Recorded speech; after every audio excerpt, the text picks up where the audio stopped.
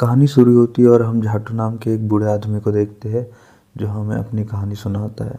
वो बताता है कि जब वो बचपन में अपने भाई के साथ खेलने जाया करता था तो उसकी माँ उसे अपना बनाया हुआ लंगोट पहनाकर भेजती थी, जिसको पहनने से उसके टट्टे सूज जाया करते थे और इसी वजह से वो अपनी माँ से हमेशा नाराज़ रहता था।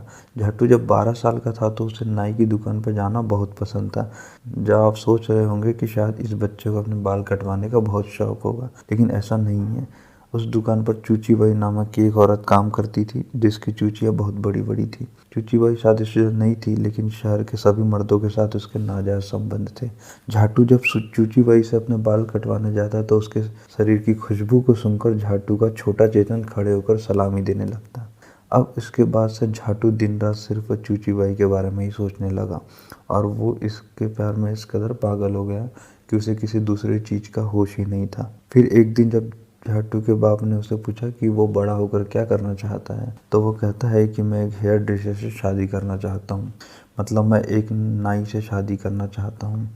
अभी सुनकर उसके बाप के दिमाग का भांग भुसड़ा हो जाता है और वो उसे एक जोरदार चमाट लगाता है। लेकिन जब झाटू ने गुस्से में अपने आप को एक कमरे में बंद कर लिया तो फाइनली उसका बाप मान गया और बोला कि तुझे जो करना है कर, गांड मारा, मुझे कोई मतलब नहीं है। अभी सुनकर झाटू खुश हो जाता है और सोचता है कि अब तो मैं सीधा जाकर चूची बाई को बजा डालूंगा। अब ऐसे ही कुछ साल बीत जाते हैं और हम झाटू को देखते हैं जो कि इतना बड़ा हो चुका है कि उसकी शादी की उम्र भी अब निकल चुकी है। लेकिन अब तक उसे शादी इसलिए नहीं की क्योंकि वो सिर्फ एक हेयर ड्रेसर से ही शादी करना चाहता था। हम देखते हैं कि झाटू बीमार भोसड़ी नाम की एक लड़की को पसंद करता था और हर हफ्ते उससे बाल कटवाने उसकी दुकान पर भी जाता था। लेकिन बीमार भोसड़ी सिर्फ काम से ही मतलब रखती थी, जिस वजह से वो काफ़ी अकेली भी थी।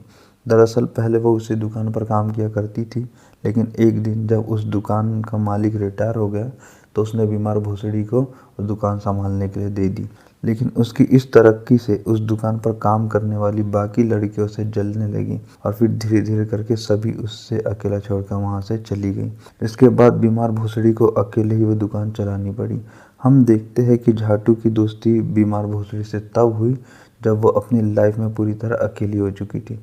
झाटू बीमार भोसड़ी से दिलो जान से प्यार करता था, लेकिन बीमार भोसड़ी उसे सिर्फ अपना एक अच्छा दोस्त समझती थी।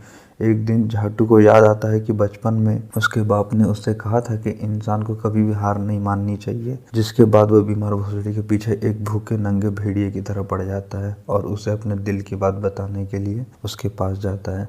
झाटू जब उसके हाथों से अपने बाल कटवा रहा था तभी उसके शरीर से आने वाली खुशबू उसे उसके बचपन के प्यार चूची बाई की याद आ जाती है।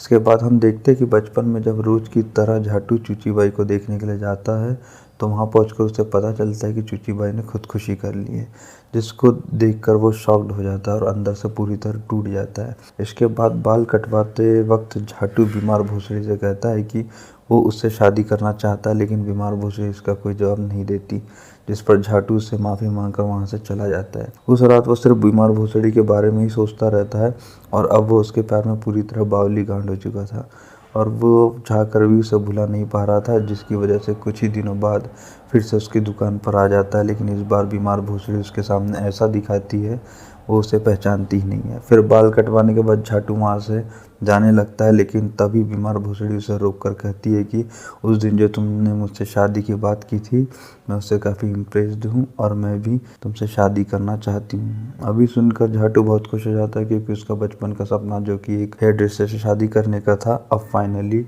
पूरा होने वाला है। इसके बाद से वह बीमार भोसड़ी के साथ ही अपना ज़्यादातर समय बिताता है, जिसके दौरान वो एक दूसरे से काफ़ी करीब आ जाते हैं। इसी दौरान जब झाटू अपने बाप को बताता है कि वह एक हेयर ड्रेसर से शादी करने जा रहा है तो ये सुनकर उसके बाप को हार्ट अटैक आ जाता है। भाई उसे शादी का तोहफा देता है जो कि वही लगोट था जिससे पहनकर झाटू के टट्टे सूज जाया करते थे। वहीं बीमार भोसड़ी ने अपनी शादी में सिर्फ उस दुकान के पुराने मालिक को ही बुलाया हुआ था। इसके बाद जब वो सभी बातें कर रहे थे तभी उसी दुकान पर एक आदमी आता है जो कि अपनी दाढ़ी कटवाने आया था।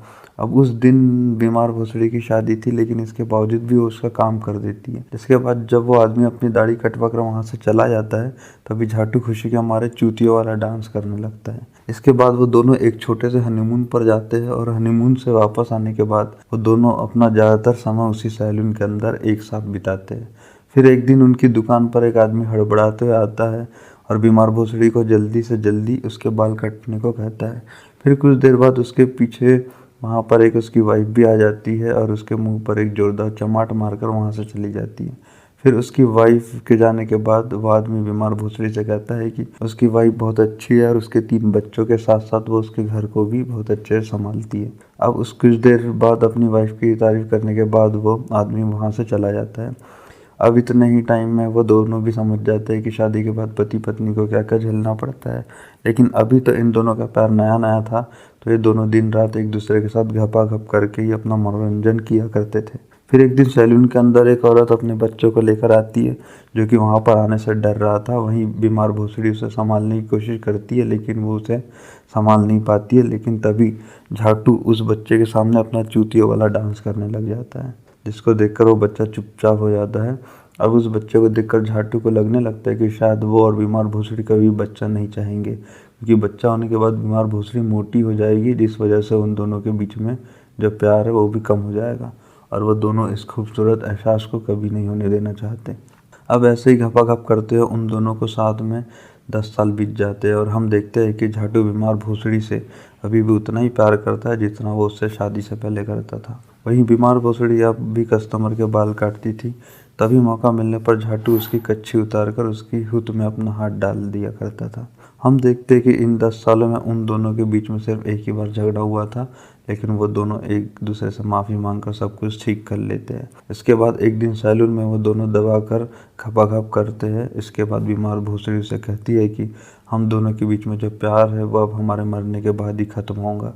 फिर एक दिन जब वो दोनों दुकान पर थे, तभी वहाँ पर वो आदमी आता है जिसको उसकी वाइफ ने कई सालों पहले थप्पड़ मारा था।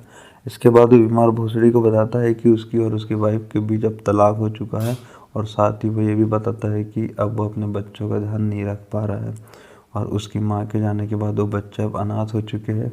फिर अगले दिन बीमार भोसड़ी झाटू के साथ अपने पुराने मालिक से मिलने आ जाती है, कि जो वृद्धाश्रम में रहता है। इसके बाद वो बूढ़ा बताता है कि बाहर की दुनिया से वृद्धाश्रम से तो बहुत बेहतर है, क्योंकि उसे ये जगह किसी जेल से कम नहीं लगती। वो अपनी आखिरी पलों को ऐसे घुट घुट कर नहीं बिताना चाहता था।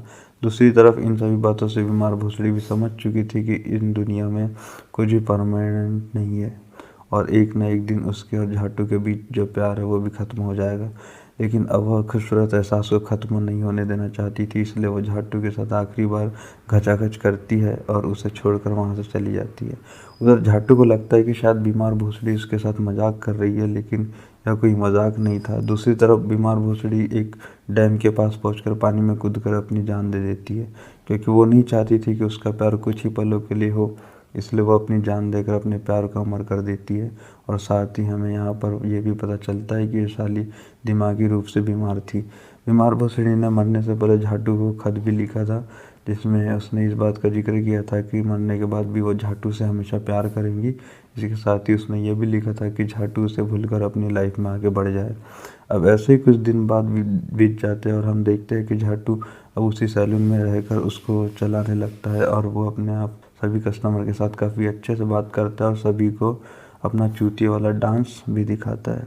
वो सबके सामने ऐसा दिखाता है कि वो बीमार भोसड़ी हमेशा के लिए भुलाकर अपनी लाइफ में आगे बढ़ चुका है। लेकिन बाद में हमें पता चलता है कि ये तो सिर्फ उसका एक दिखावा है, जो कि वो अपने आप को खुश रखने के लिए करता है। असलियत में तो वो अंदर से एक जिंदा लाश बन चुका है, जो सिर्फ बीमार भोसड़ी के बारे में ही सोचता रहता है। यहाँ पर हम देखते हैं कि झाटू का जो पहला प्यार था, उसने खुदकुशी करके अपनी जान दे दी थी। उसके आखिरी प्यार ने भी खुदकुशी करके ही अपनी जान दी है। लेकिन झाटू को अभी भी लगता है कि किसी दिन बीमार भोसड़ी इस दरवाजे से अंदर आएगी और अपने काम को वापस संभालेगी, क्योंकि इस काम को उससे बेहतर और कोई नहीं कर सकता। और इसी के साथ ही ये कहानी ख़त्म हो जाती है।